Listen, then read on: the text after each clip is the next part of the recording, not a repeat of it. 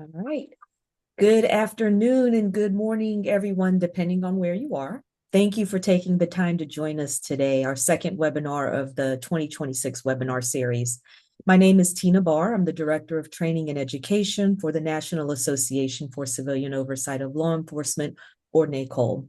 NACOLE is an organization that works to create a community of support for independent civilian oversight entities seeking to make their local law enforcement agencies, jails, and prisons more accountable, transparent, and responsive to the communities they serve.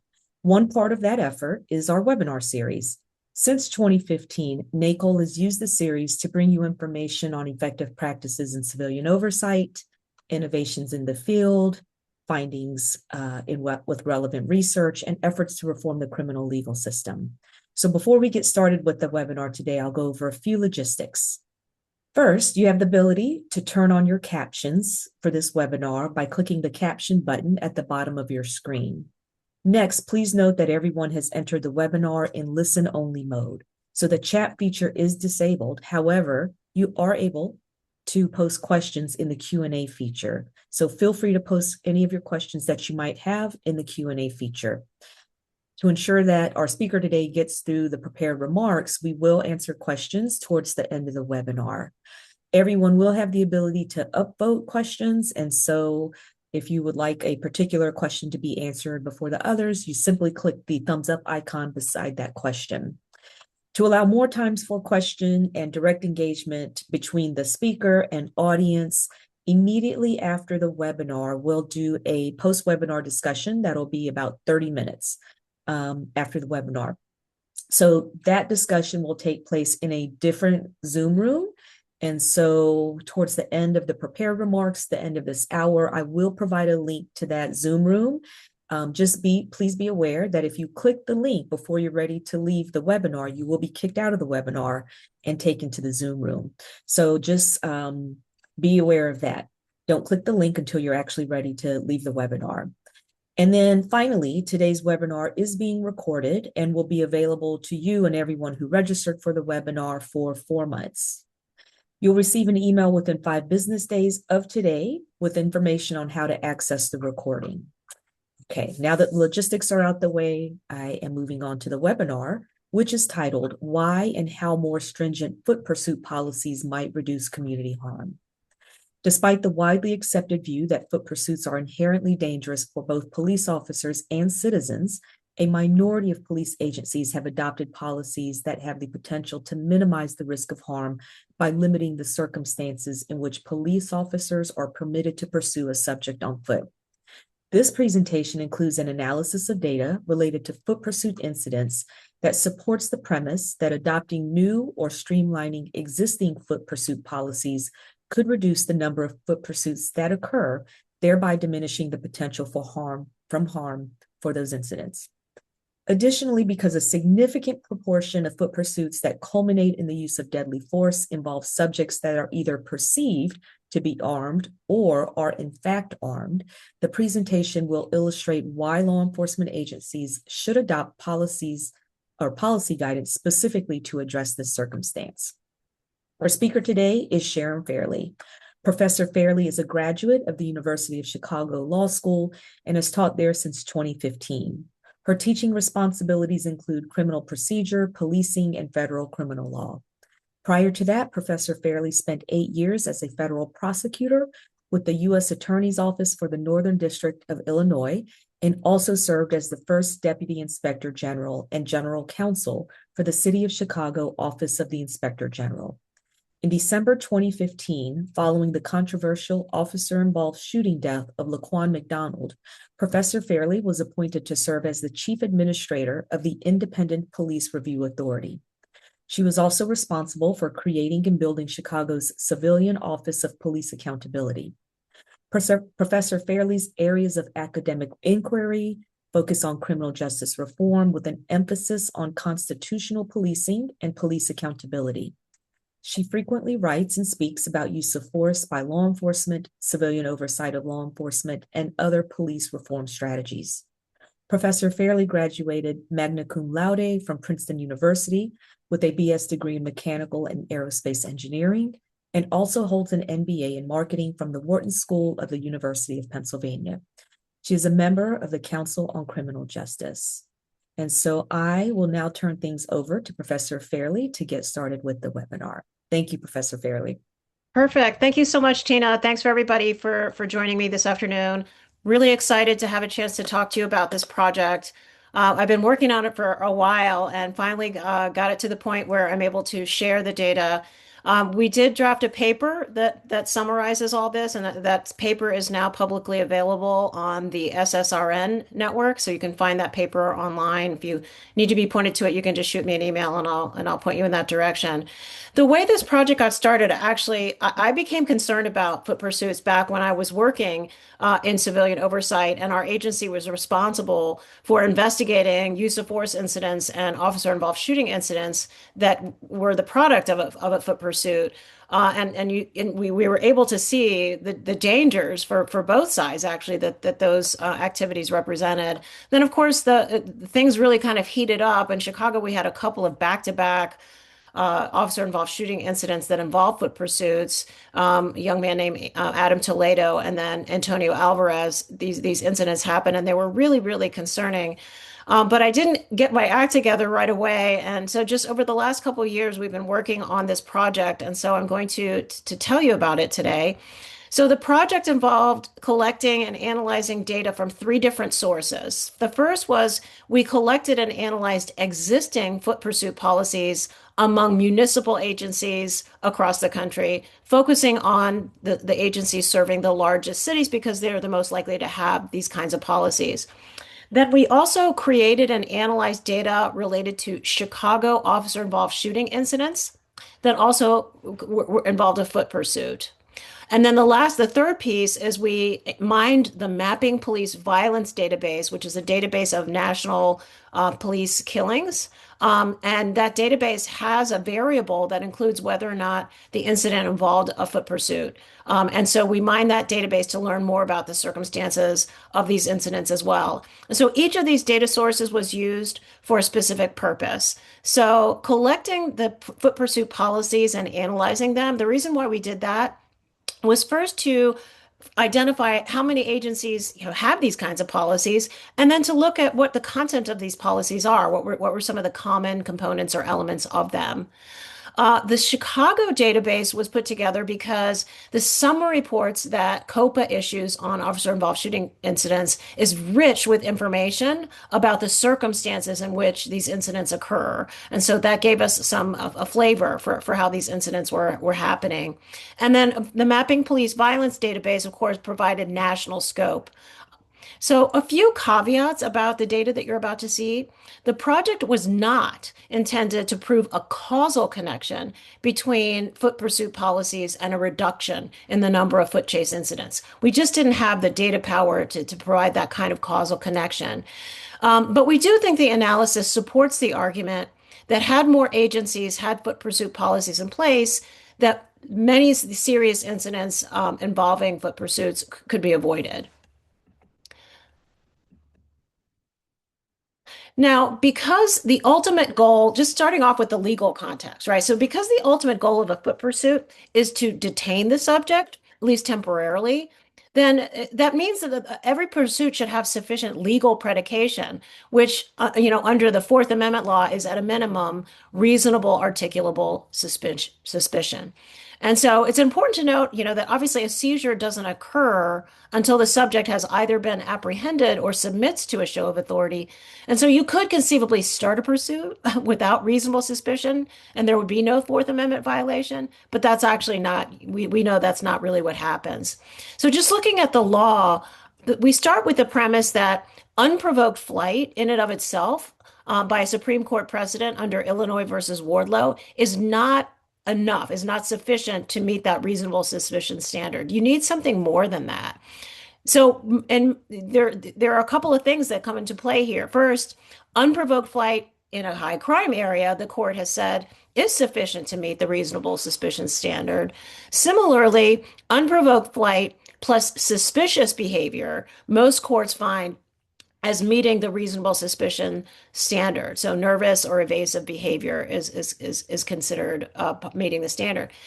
Courts tend to be quite deferential to an officer's assessment of what behavior appears suspicious. So, for example, courts have said that walking alone late at night in the freezing cold is suspicious behavior, or that hiding behind a tree in an area known for drug sales is suspicious behavior.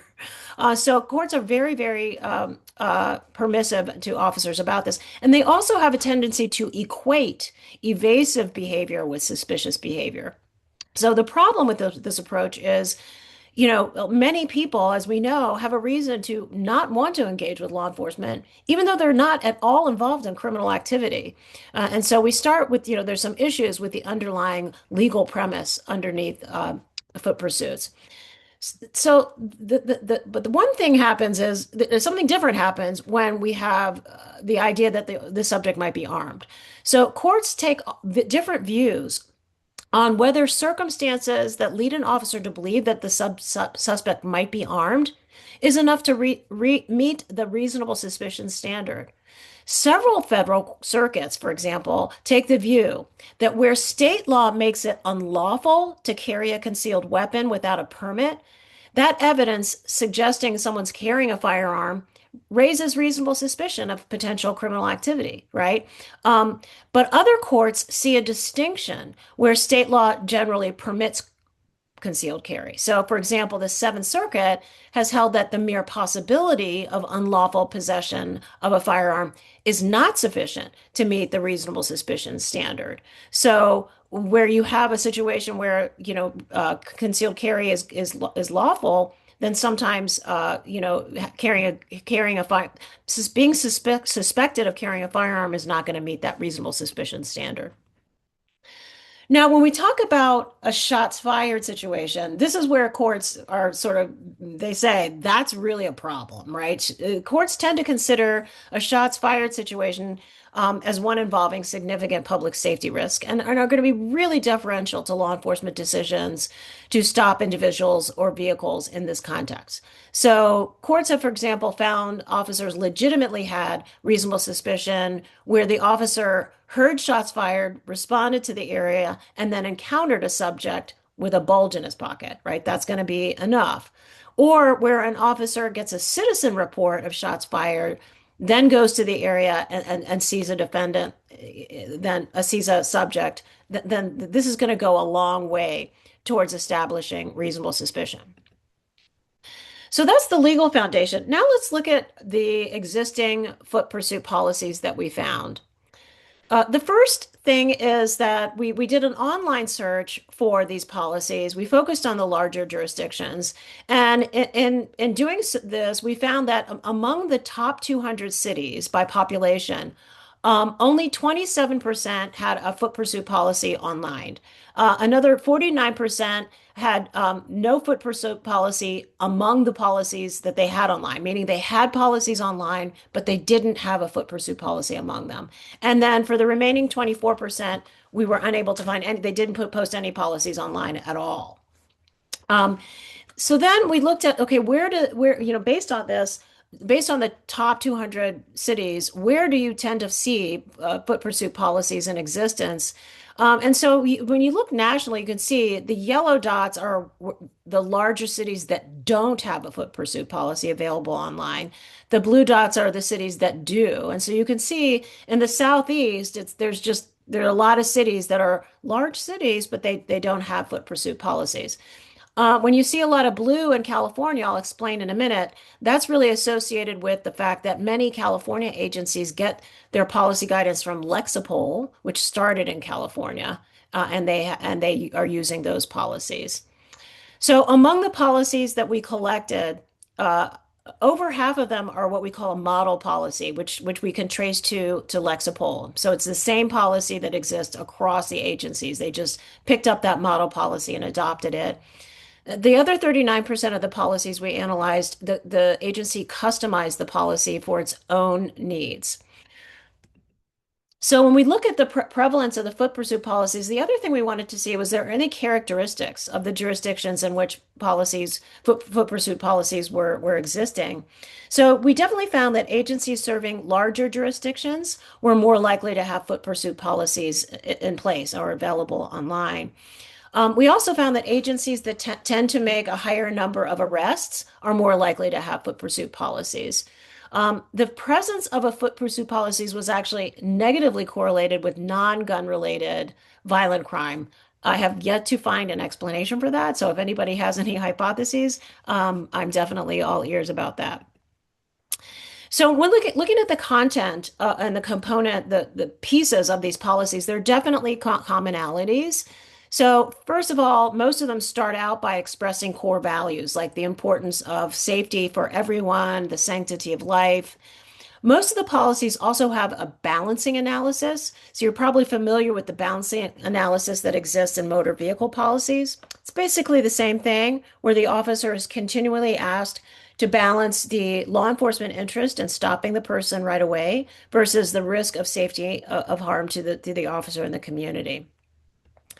In addition, these policies define the circumstances in which initiating a foot pursuit is permitted, the circumstances in which initiating a foot pursuit is either prohibited or discouraged, the circumstances in which termination of a foot pursuit is encouraged or required. There's also guidance for the pursuing officer in terms of what their expectations are, what are they supposed to be doing. The policies provide guidance for supervisor responsibilities. So, for example, in most cases, the policies require that a supervisor be supervising the pursuit by over dispatch, and then the dispatch responsibilities as well. Now, looking specifically at the core values, as I mentioned, most of them talk about safety. They talk about the inherent risk that foot pursuits represent. They talk about the sanctity of life. But most of them also include this important caveat, and that is that the officer will not be criticized or punished for a decision to not engage in a pursuit or a decision to terminate a pursuit. And so about a little under three-quarters of the policies we found included that particular caveat, which is an important message to officers. As I mentioned, one of the core components of a foot pursuit policy is the balancing analysis. And almost that was almost universal in all in the policies that we found. By about 88% of them had that balancing analysis. So next is what is the predication for engaging in a foot pursuit, the circumstances that justify initiating a foot pursuit. Well, at its core, the idea is an officer is only supposed to engage in a foot pursuit when there's reason to believe that the subject is about to engage in, is engaged in, or has engaged in criminal activity. And when we look at how the policies express this, what's the required level of belief? There's sort of a range. I would say reasonable belief is the most common language we found. There are a couple of agencies that actually require probable cause to believe that the person is engaged in criminal activity. But in general, that's how the agencies are articulating that aspect of predication. Most of the policies also reflect explicitly reflect the constitutional prohibition that flight in and of itself is not enough to warrant is not reasonable suspicion and therefore does not justify a pursuit.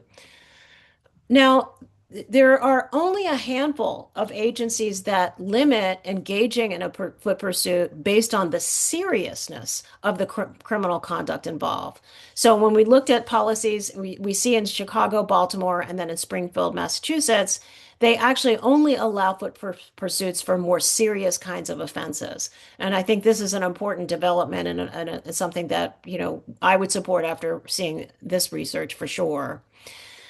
Then looking at the policies in terms of the circumstances in which initiating a foot pursuit is either prohibited or discouraged. This chart shows if you see there's the medium blue, which means must not, which means that the officer must not engage in a foot pursuit if this circumstance exists. The black bar is should not, meaning they're really, strongly discouraged from engaging in a foot pursuit if that circumstance exists. The lighter blue bar, consider, means the officer should really kind of think about whether a foot pursuit is a good idea if that circumstance exists. The light bar is there, the policy made no mention of that particular circumstance, and then there were a few policies in which these things were redacted. So one of the so you'll see from for the lighter blue bar of consider is it dominates, right? And so what that means is that these things are pretty much being left to the officer's discretion. Right? There's not a lot of really directive being given here by these policies. Very few of the policies say don't do it, right? If this circumstances exists. And so that's something that, I'll talk about in a minute. I think it, couldn't be improved upon. So looking at the specific circumstances, though, one key one here is whether or not the officer is alone. And we'll see that that happens a lot. Officers are also discouraged when they're in an unfamiliar area, when there's more than one subject, and of course, in some cases, when they're visibly armed. And again, there are fewer policies that talk about this, but there are some that are starting to talk about what to do when a subject is visibly armed.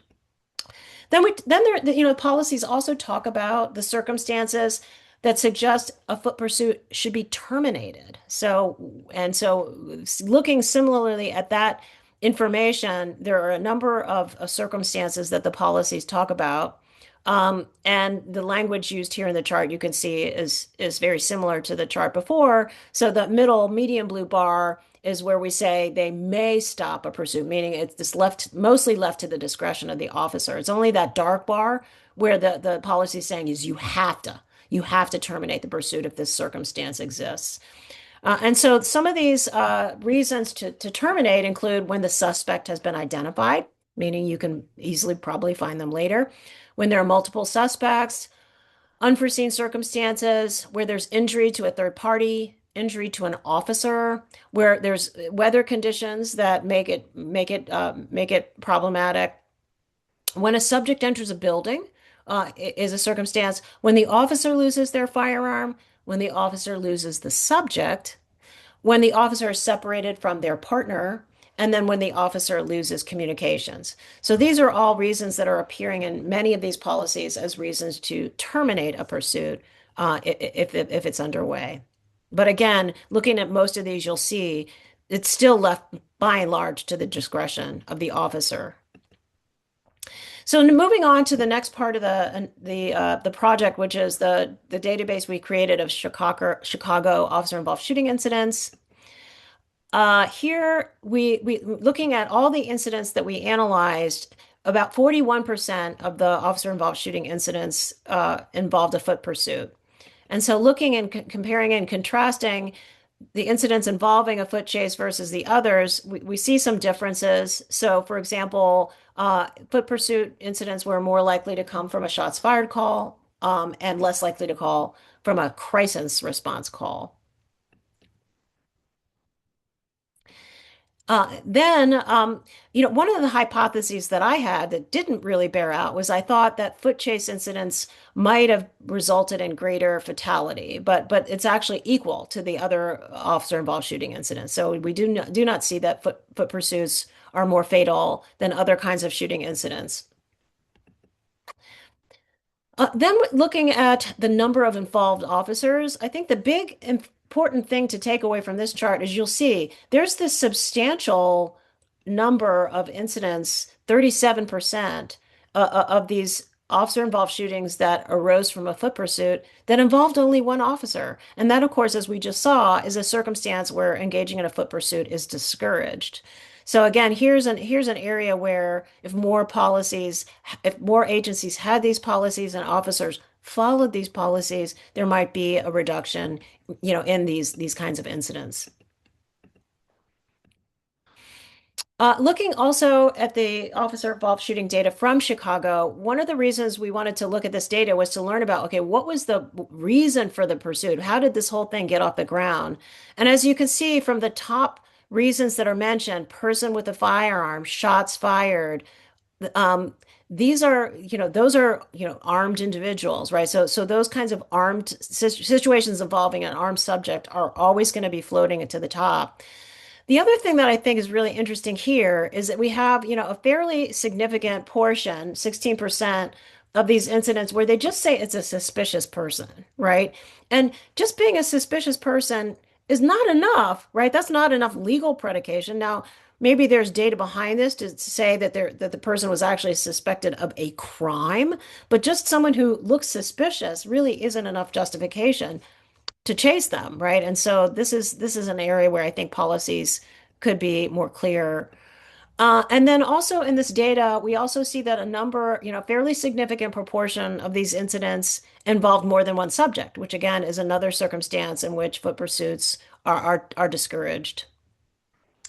And then they're looking also at the Chicago data. We see a fairly significant portion of the officer-involved shootings that resulted from a foot pursuit involve circumstances that suggest the pursuit should have been terminated. So 15% the officer lost the subject, 11% they knew the identity of the subject, 10% they lost their partner, 8% the subject went into a building. So again, if more agencies had policies and officers were following them, right, then perhaps some of these incidents might not have occurred. The other thing that was interesting is looking at the Chicago data, we saw that in 92% of the foot chase incidents, the officer perceived the subject to have a firearm, but a firearm was recovered in only 80%, which means that, there's this significant gap here. 12% of these incidents, the officer got it wrong. Now, there is the possibility, you have to acknowledge, that they just didn't recover the firearm, that there was a firearm, but they couldn't find it, they didn't recover it. But still, it's a pretty big delta here. And so I think that's one of the big concerns that I see, with foot pursuits. Okay, now moving on to mapping police violence and the national data. So this mapping police violence, for those of you who aren't familiar with it, the data that they compile comes from a number of sources. Sorry, let me just go back here. They take information from news media about killings, and journalist reports, news articles, and then they clean the data through a series of steps that they undertake to make sure that it's valid. And so we looked at this data. We did a little bit of validating and found that by and large it's actually pretty good. And so that's why we decided to go ahead and use it for this purpose.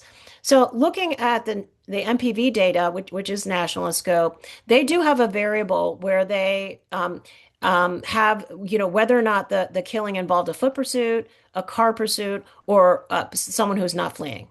And so we made some comparisons in the data here. So this is one of those comparisons, as you'll see that the gender, foot pursuits, the subject is definitely skews just slightly. It's probably not statistically significant here, but there is this slight male skew to the subjects of foot pursuits relative to these other kinds of fatal incidents.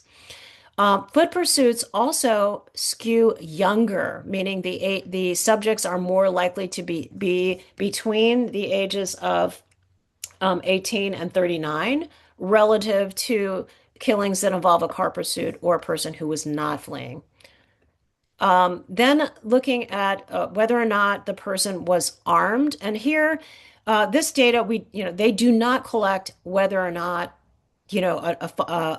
a weapon was actually found. They just code the data in a specific way that indicates that the person was unarmed, that they used a vehicle as a weapon, or they were allegedly armed. And so we have to sort of take this data with a little bit of a grain of salt.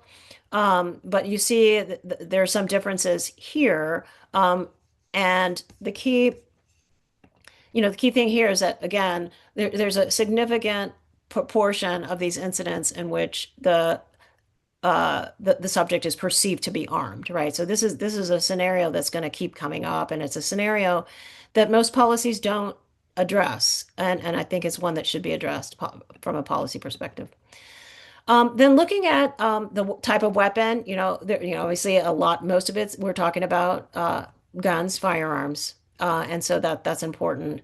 Looking at how these encounters were initiated, so again, a lot of it has to do with someone being armed. We have a shots fired call, a call about a person with a weapon, a report of a weapon, a person with a firearm. So those are the kinds of incidents that are sort of bubbling to the top as the reason why these encounters get started. And again, the foot pursuit data is here in this striped column compared to car pursuits versus no one fleeing. And so you see those differences. Okay, then we have crimes against persons. So again, foot pursuits are more going to be more often associated with robberies. And so that's one of the violent crimes that comes up in the context of foot pursuits in this national data of killings. And then other enforcement. So foot pursuits, obviously are less likely than motor vehicle suits to arise from a traffic stop. Kind of makes sense. Uh, and uh, yeah, so that's the biggest difference here on this chart, which we would be expected. And then from a community caretaking perspective, what we see here is that we still see a fair amount of foot pursuits that are rising from domestic disputes, even though it's lower relative to non-fleeing persons. It's still a fairly significant proportion. So that's sort of an interesting finding. Okay, then okay, so just getting to okay, so what does all this mean and where do we go from here? So I think the way I articulate the findings here is that foot pursuit policies are just not as prevalent as motor vehicle pursuit policies, right? Even though we know that that it's pretty well documented at this point that they're pretty dangerous to subjects as well as officers. The policy language that we observed from the policies that we collected really although they emphasize officer and community safety and they talk about core values and they talk about the need to the sanctity of life, they still leave a lot to the officer's discretion. By and large, the officers are required to do this, balancing test, and then they're given these circumstances that they're supposed to sort of think about, whether or not they should engage in a pursuit or consider stopping a pursuit if these circumstances exist. But few of the policies make them do that, make them, prohibit them from engaging in a pursuit or make them stop if those circumstances appear. And so I think, policy guidance certainly could be stronger at communicating that foot pursuits under these circumstances are just really not a good idea. When it's a single officer, that's just really dangerous for the officer for sure. And the thing about these situations is, they can be you just you don't know what's going to happen, right? And so it's a problem. The policies that are existing also don't convey the importance of legal predication. So, as I mentioned, most of the policies do talk about this idea that a foot pursuit can only be initiated when there's reason to believe that the subject was engaged in criminal activity. But I think that the way officers are trained to deal with that is very much that evasive behavior is suspicious behavior. And so they just look at people who are suspicious and that are sort of triggering their spidey sense, and then they're chasing them. And that's really not enough. I think these policies could do a much better job of communicating that the suspicion has to be that they're doing a crime, right? Not just that they're, standing behind a tree in a park where there's a lot of drug sales, right? That should not be sufficient. They have to, there should be more than that. And so I think that's one of the areas where I think policy development could really be helpful. Um, the policies don't really provide a clear distinction between evasive and criminal behavior, right? And we've talked about how there's, a lot of reasons today why reasonable individuals may choose not to engage with law enforcement. and want to evade law enforcement. And unless there's some other reason to believe that they're involved in criminal conduct, they shouldn't be stopped, right? And they shouldn't be chased. And so I think, training and policy guidance is really important here. And one of the reasons why I feel in my experience, because I've seen cases like this, is that these incidents are so dangerous, is because particularly where you have a firearm. So imagine, you have someone with a firearm that you think has a firearm and you're chasing them. And you're chasing them. And so as you're chasing them, they're turning around to see if the officer is gaining ground or losing ground, right? If they're turning around to see how far behind the officer is.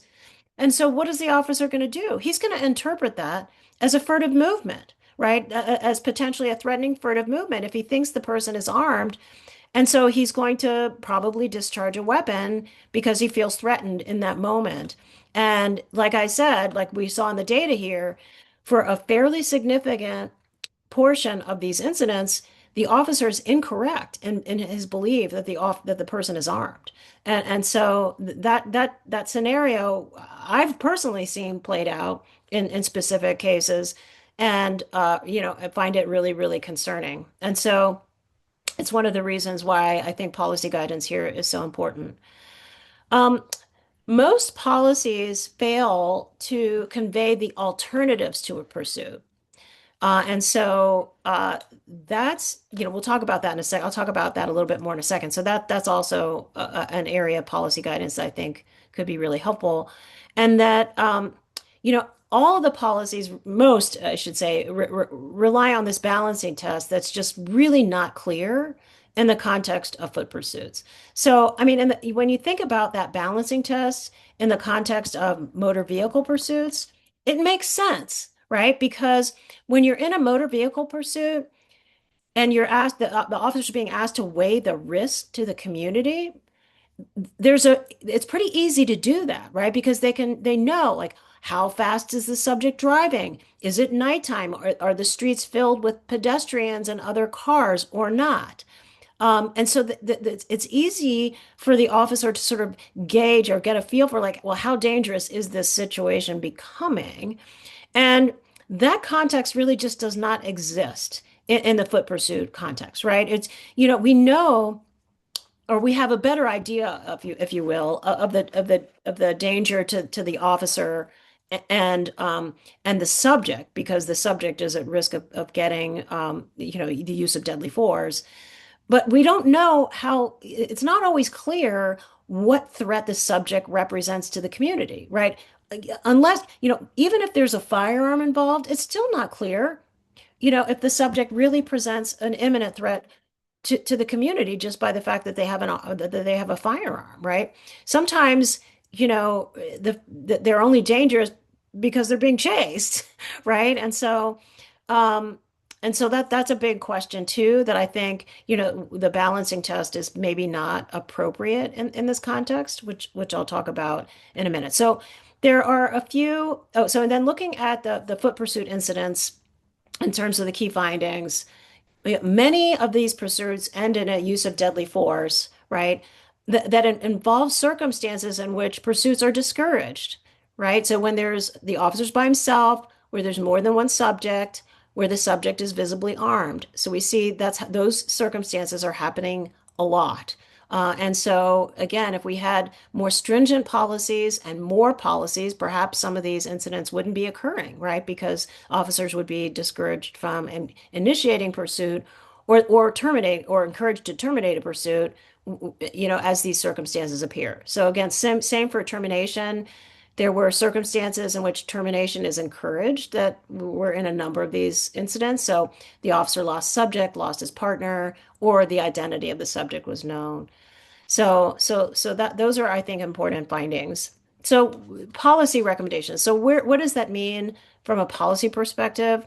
So I'll give you my thoughts here. So the first thing, as I mentioned, is I think the balancing test should go away. I think it doesn't have the same salience as it does in the motor vehicle context. And I think it should be replaced by asking the officer just the very simple question, does this subject present an imminent threat to the officer or the community? And and in making this determination, again, I think it's like other Fourth Amendment analyses. It should be based on the totality of the circumstances. And I'm relying here on one of my colleagues at University of South Carolina, Seth Stoughton. His work on use of force talks about, really analyzing whether the subject has the ability, the opportunity, and the intent, right, to create harm. And so I think the same is relevant here, and that should be considered part of this question. What do we know about the circumstances that would lead us to believe that this subject has the ability, the opportunity, and the intent to create harm, and thereby needs to be chased, right? Because he needs to be arrested right away. And so I think, in my view, that should be the crux of the decision making here, about whether or not to engage in a pursuit, right? And then also when to terminate a pursuit. The second policy recommendation is that the policies, I think, should be much better about communicating that a foot pursuit must be predicated on serious criminal conduct, not just suspicious conduct, right? There's got to be something about the circumstances that lead the officer to believe that crime is afoot, but it's also serious crime is afoot. As I showed you, there are very few policies that restrict engaging in a foot pursuit on the basis of the seriousness of the alleged criminal conduct. And I think that's an important consideration that more agencies and more communities should think about incorporating into their foot pursuit policy. We know these situations are dangerous for everyone. And so, in order for the law enforcement interest to really justify that risk, that it's got to be serious criminal conduct that's involved here. So that's my position on that. The third recommendation is that the policy should provide clear guidance for these circumstances involving armed suspects. As I mentioned, these circumstances are happening, these situations are happening a lot. If you look at the circumstances both in the data we saw here from Chicago, as well as from the mapping police violence data. These foot pursuit incidents also often involve, a suspect that is believed to be armed or actually is in fact armed. And, as I mentioned, in the heat of pursuit, it is possible for officers to overestimate the level of threat a subject represents, such as by perceiving a firearm where there is none. Even where the subject is clearly visibly armed, it's sometimes easy for officers to misinterpret evasive behavior as threatening, as I just described that circumstance when a subject turns around, the officer thinks that they're about to fire. So I think that this is a situation that needs a lot more attention in foot pursuit policies. Now, some communities are going to say, "What are you talking about, Professor Fairley? You're going to just let armed people go running around in our city? That makes no sense." Okay, I hear that. I get it. There's going to be some concern about that, particularly among communities that are experiencing high levels of gun violence. And so that's fine. Let's just have the debate, right? Let's just have the debate because I think it's an important one to have. And I think when we think about the core value that's at the heart of contemporary policing today, and it's expressed in most of these policies, right? And that's the sanctity of life. And the danger these foot pursuits represents, has been studied for a while now, right?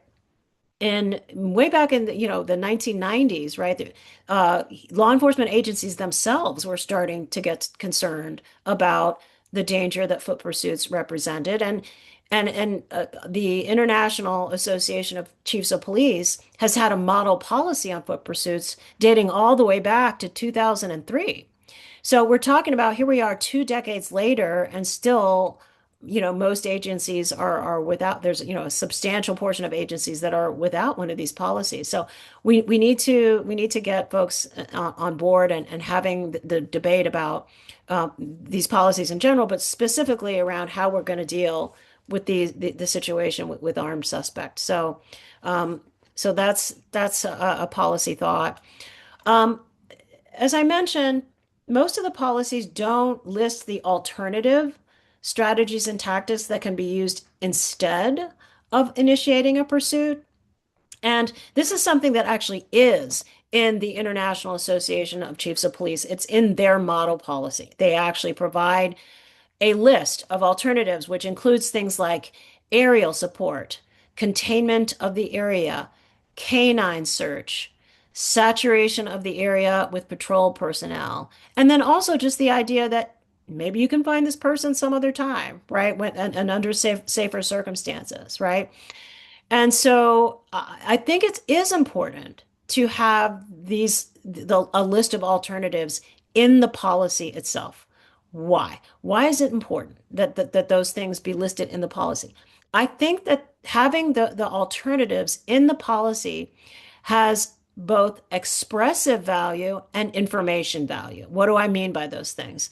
Number one, expressive value. By having that list in the policy itself, it conveys or expresses to the officer, we really want you to think about these alternatives, right? We really do want you to do it, to think about these things. And so it emphasizes the need to consider alternatives, right? And then it has information value in that officers are going to be more likely to remember, okay, I have all these alternatives. I got to think about them. When the list is actually in the policy, right? And then also because it's in the policy, they're going to be trained on it. We all know that training is going to be driven by policies. And so it's really important to have these things listed in the policy itself. And the way I think about this is it's almost like we have the concepts of de-escalation directly and explicitly in most use of force policies now. And that's because we want officers to think about those alternatives of force, right? To think about de-escalation strategies in lieu of using force when they can. So to me, it's very much analogous, this idea of including the alternatives here to incorporating de-escalation into use of force policies. And then the last policy recommendation is, when we're talking about policy development and policing, I know I'm preaching to the choir here, that the policy development the process itself should be transparent, involve the community, and be evidence-based. And so, as always, we want policy development to be we want to have co-production of policies with community involvement, so that when we're talking about these important things like, well, what are we going to do if the subject is armed? We can get everybody's thoughts on the table about that, and understand, where the community's heads at, and also understand, how that is relative to what law enforcement's feelings are about it. There's going to be a lot of debate about these things. So there's debate about foot pursuit policies, just like there's debate about motor vehicle policies, right? So some communities are saying, oh, motor vehicle policies, policies that discourage those pursuits are a problem, and they undermine public safety because they let, criminals know, well, they're going to, police are going to stop chasing you if you just go 90 miles an hour, right? And then those criminals will just go off on their armed robbery spree, right?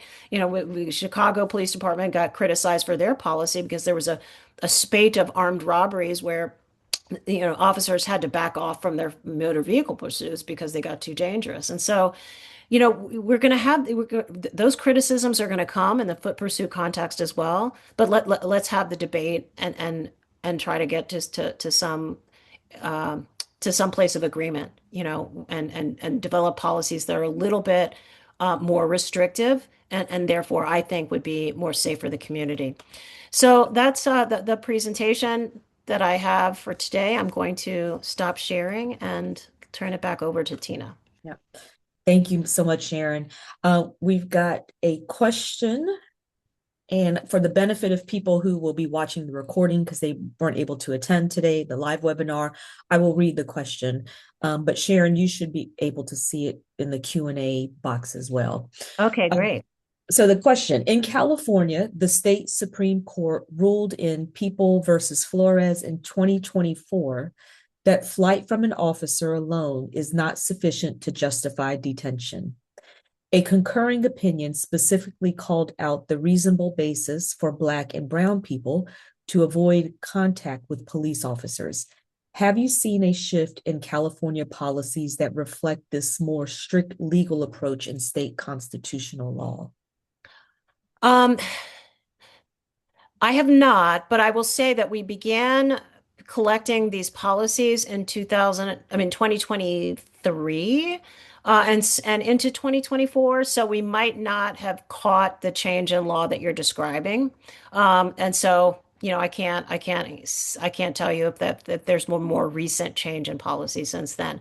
But what I will say is that I'm thinking probably not. And the reason is this. A lot of the California agencies are basing their policies on Lexipol's model policy. And, you know, they don't change much. Lexipol, the Lexipol policies in general are criticized because they're seen as affording officers way too much discretion and being really designed to avoid liability for the agency. And so there's been a lot of criticism of Lexipol's policy suite writ large, all of their policies. And what I found is a lot of the agencies, they kind of take the Lexipol suite of policies and just incorporate and adopt them all just as they are.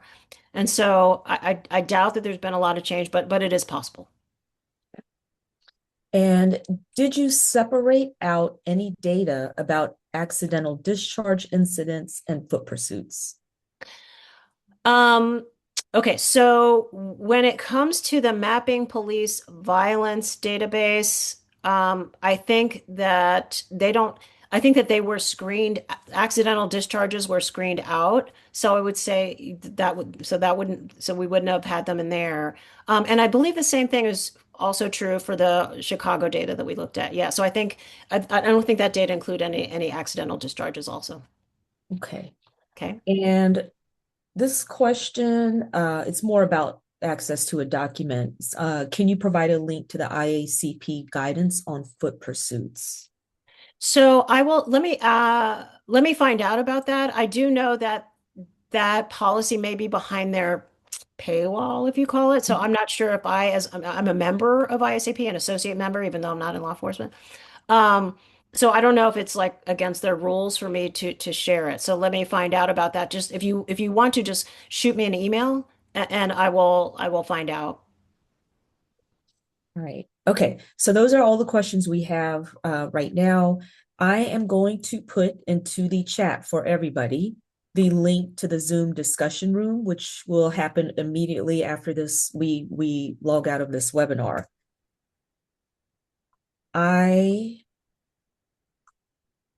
Okay, it's in the chat now. Let me send it off. Okay. So once you click it, you're going to be kicked out of this webinar and we'll go into the Zoom room. I want to make sure that everybody has enough time to copy and paste this if you don't want to click it right now. So even after right before everyone leaves for the Zoom room, I am going to hang back just for less than a minute to make sure everybody who wants to join the room can cut and paste this link or has time to click it. And Tina, Someone I else, do see another question yep. that came in about did the analysis include geographically where the majority of foot pursuits occurred? No, we did not look, by neighborhood. Um, it is possible to do that, based on because we do have in the data the location, but we just didn't do that. So sorry. And All it's right. just interesting, the mapping police violence database also has the location, of the incident. So you could do it on the an analysis of the national database could be done on that too. We just didn't do it. That may be subject of future research. Yeah, pointing out the databases you use were really helpful and interesting to me. Um, okay. Ah, Anthony. Okay. He can't copy and paste the link. All right. So I will hang back when we log off in a couple minutes. I will hang back to make sure everybody who wants to click the link can click it before I log off. So last couple minutes before we go to the discussion room, I just want to thank Sharon and thank you all for everyone who attended the webinar. I know everyone can't join us in the Zoom discussion, but for those of you who will be able to and want to ask more questions or just have conversation about the content that Sharon just shared, please feel free to join us. A couple of announcements. The call for proposals for the annual conference is now open. So if anybody has any great ideas for sessions that you would like to submit a proposal for, please do. The call for proposals will be open for just almost 2 months now. It will close on tax day, April 15th. So get your proposals in. We would love to have you be a part of the conference this year as a presenter. Also, just a reminder, a follow-up email will be sent within 5 days of today, and it will include instructions on how to access the recording of the webinar, and then also a link to the CPO program job form so that you could submit your hours. And then lastly, there is registration for the webinars through April are open. Registration is open for those webinars, and you can just simply go to the NACOLE website, the training, under the training section of the website. All right, so we've got some more good ones coming up. Okay, so at this point, I am going to say hold on, another question. Can you confirm how you interpreted the data on 92% perceived firearm versus 82% of firearms recovered? Yeah. So I know. So that's from the Chicago data. So again, we have to take it for what it is. That's one city.